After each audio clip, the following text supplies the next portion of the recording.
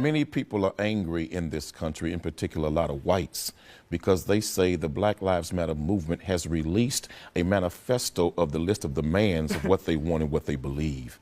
And in that list of demands of what they want, they list reparations, they list educational reform, healthcare reform. Those things, to me, are great things. And I think it's wonderful that they put something in writing to put before the world of what they really want and what's in the best interest of this nation in regards to black people. You know, many in this nation are asking, what should Black Lives Matter do? And in which direction should they go? The shooter in Dallas, Michael Johnson, is reported that he was angry with Black Lives Matter. And I understand why he probably felt that way, because he was of a real radical extreme mindset. And he's wondering why they are not at that same mindset that he You're not giving this and guy, really should not be. You're not forgiving this guy, are you? That's not what I'm doing. But also what I am doing, I understand the conditions in America that produced a mindset like that. Injustice on a consistent basis breeds insanity. And that's what's happening in America with black people. You know what's happening? Cornell, I want to talk to you about this last week. This young 10-year-old, very intelligent-looking young lady, a black young lady at a Pearland school who will not stand for the Pledge of Allegiance in her classroom. She doesn't want to stand up because apparently she believes that black Americans need a lot more to be done in this country. She is not willing to support the black Americans that have fought and died for this country. You know what I believe, Cornell? And I know you supported her publicly, but you know what I think? I think at 10 years old, she has no real understanding of what America is. So I wonder if her parents have sat her down and explained what Americans have given their lives, white, black, red. It doesn't make any difference. They stood and they fought and they died for this country, and she doesn't want to do anything to honor them? Matt, she comes from a family of military service members. Her father is a retired military service member also, who served this nation well with great dignity. She also has additional family members who was in the armed forces. Good. Her mother's a very intelligent woman who has had long conversations, as well as her father, about her not standing for the flag. Many people are angry in this country, in particular a lot of whites, because they say the Black Lives Matter movement has released a manifesto of the list of demands of what they want and what they believe. And in that list of demands of what they want, they list reparations, they list educational reform, healthcare reform. Those things, to me, are great things. And I think it's wonderful that they put something in writing to put before the world of what they really want and what's in the best interest of this nation in regards to black people. But why are they angry about reparations, Ms. Box? Why would whites have a problem with reparations going to black people when they paid them to the Japanese Americans who were put in internment camps during the war with Japan? They paid it to the Indian brothers and sisters who they gave casinos on their reservations. They even helped the Jewish people get it from Nazi Germany and what happened to them in the Holocaust. So if you helped everybody else, you got a problem with helping those you kept enslaved for over 300 and something years in this nation, black people? Okay, so take it down a notch. So in 2008, Congress actually passed a resolution that apologized for slavery. Blanket apology. But race hustlers like in the Black Lives Matter movement, like Jesse, like Al, like ex-Barack Obama, the ultimate race hustler, they don't want things to change. They like the angst. They like things being ginned up. In the past 7.5 years, race relations have dramatically gotten worse in this country because of this leadership. And the bottom line is Black Lives Matter, DeRay McKeeson with his stay woke, looking like he's Jesus Christ being crucified. Give me a break. They are getting rich off the backs of leftists and off the backs of the black community. Ms. Box, let me say this to you. We as black people don't need an apology in this nation. What we need is what was promised to us. They promised us after slavery 40 acres and a mule. We never got it. That's actually not true. No, we were promised that. And you know, hold on, one second. After one Lincoln second, pretty much destroyed that. But we were promised that, and we never got it. So that promise went unfulfilled to this very day. You cannot do that for others in the form of reparations and ignore the sacrifice and the suffering that black people made in this nation to make America what it is and say that we don't deserve it. That is racism. Okay, listen to me very carefully. After the Civil War, President Jackson was the one that basically poo-pooed everything. And he was a damn slave owner. And he was a Democrat. And Jackson was a slave owner. So I didn't talk over you, don't talk over me. What the Democrat Party has done is re-enslave the black community. All those things that Black Lives Matter are about, except reparations, which is absolute ridiculousness. It's not going to happen. Education, health care, housing, all these things. Ms. Box, these are all urban problems that are in the hands of Democrats. Slavery never ended in America. That is, okay. It never ended. Let me say this.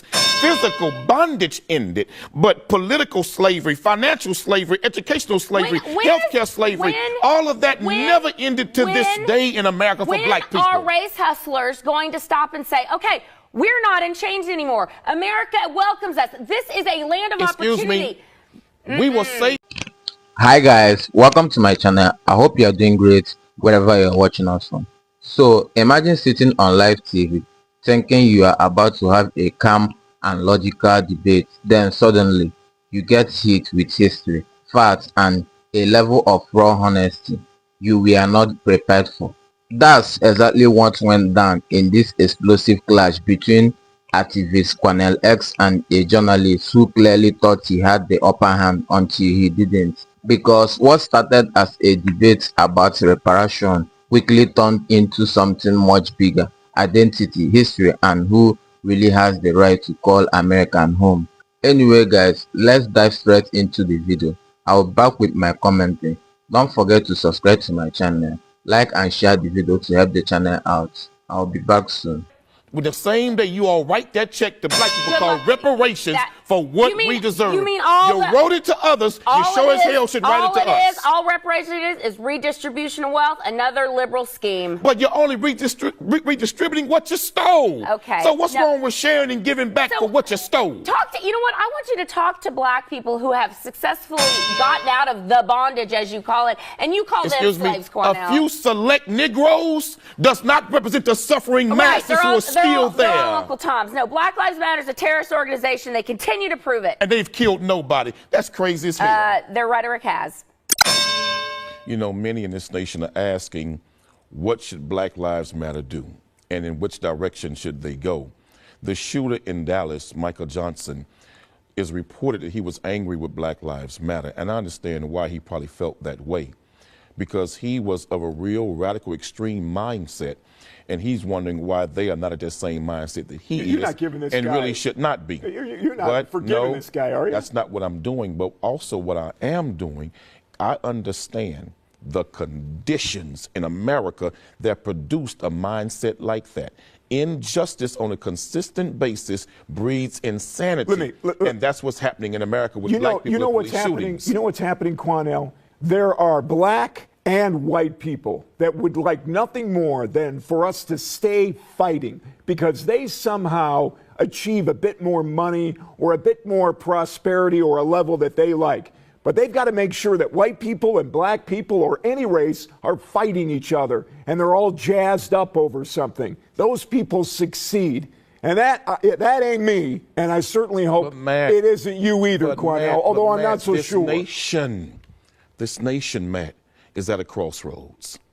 If we want to prevent another Michael Johnson, and I sit here with you for 6 years, and I warned you right from this seat that a Michael Johnson would be produced in America if injustice and police killings were not held accountable, these cops. And I'm warning you right now, brother. I'm telling you can take it or let it alone, and you don't have to listen, and this audience doesn't have to listen. But if they don't change, the next move, terrorist organizations from outside of America are going to try to connect with black people who are angry, disgruntled, and frustrated, and use them as an inside sale to strike America. That's what's coming. His first stop was to an organization like yours, and, you know, the new Black Panthers, he thought maybe that would be the place to go. Can you imagine that in this guy's mind, he looked at you as someone that he could use to go after people like me? I put the brother out. I know you did. Because I had no choice but to do so for the safety and security of the other members because of the brother's rhetoric. But at the end of the day, I understand what has produced that kind of mindset in many young black men. Don't you dare think. That's a dangerous thing for you to say, Cornel. Don't you dare think that Michael Johnson was the only one thinking like that in America. He is not. There are other black people in America across this country who think just like And that, let me brother. tell you something, Quanell. There's all different races and breeds of people that unfortunately are thinking that way because there's a fire lit under them by individuals that are smiling from ear to ear, hoping something like that does happen. I'll tell you who wants to see it is Hillary Clinton. Man, ask yourself the question.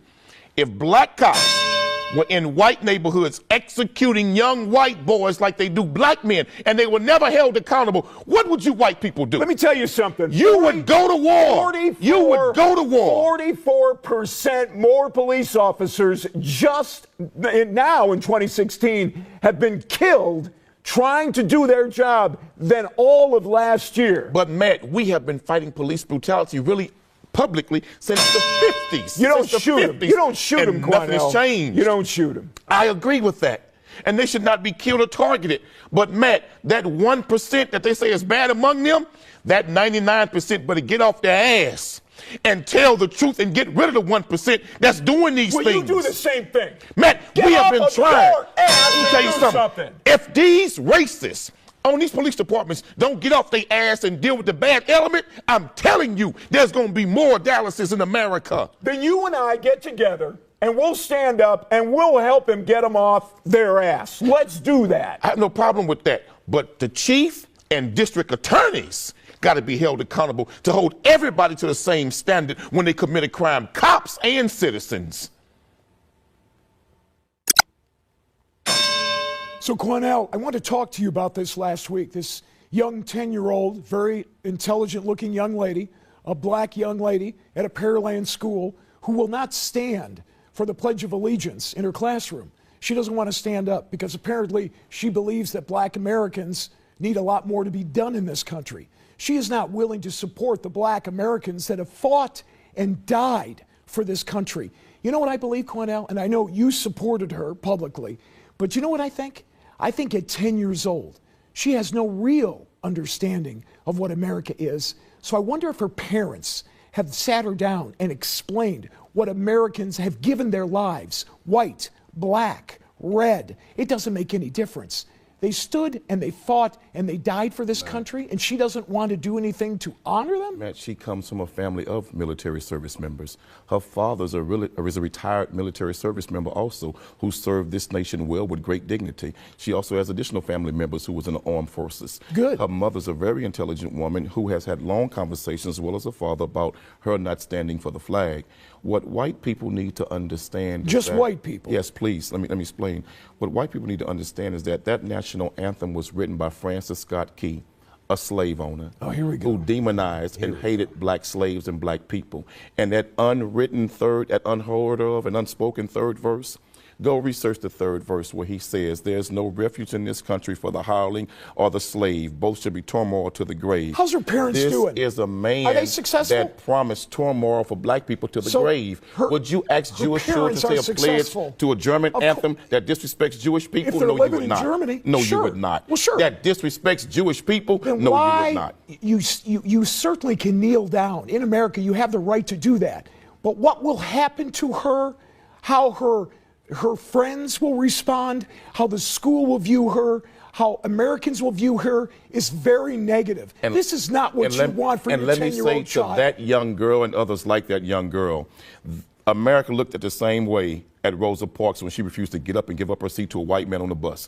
But history vindicated her. History vindicated her. Two different America things. demonized Harriet Tubman for freeing slaves from slavery, but history vindicated her. So I say to that young girl, you stand strong, stand up, and stand for what you believe in. And to all of those who are too coward to do it, don't get in that young girl's way. Others What would her, you like support that young girl. What would you like her to say to the men and women who have fought for this country like I ran into over the weekend? The black men and women who fought for this country and some who gave their lives. And ask the black men and women who served America in its military, like in the Independence War. We helped America get it, and we were still slaves afterwards. Ask those in Vietnam who gave their war on Vietnam battlefields, but then came back and was called niggers in their own country. We have fought in America's war, and we've never been given the justice and the due process of everybody else in this nation. Then So why don't you move to a different country?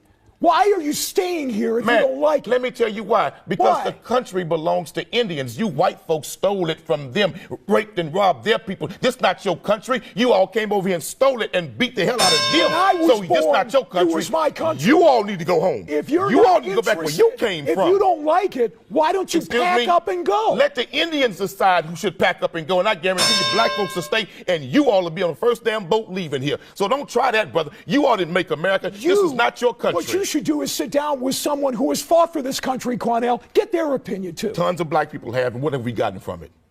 Welcome back, guys. So let's break this down because this wasn't just a noise, it was layered. Now the journalist comes in strong, calling reparation ridiculous, framing it like some kind of handout, but Cornel S flipped that instantly. He reframed it not as charity, not as favor, but as a debt. And that's where the tensions start building, because once you move the conversation from help to owned, everything changes. He brings up example Japanese Americans, Native American, Jewish community group that receive some form of compensation after injustice. His point is simple. If accountability exists for others, why does it suddenly become controversial here? Now, here is where things get heated up. The journalist put out one of the oldest arguments in the book. If things are so bad, why stay? And honestly, that's the moment the debate shifts. Because Cornel S doesn't just respond, he goes straight to history.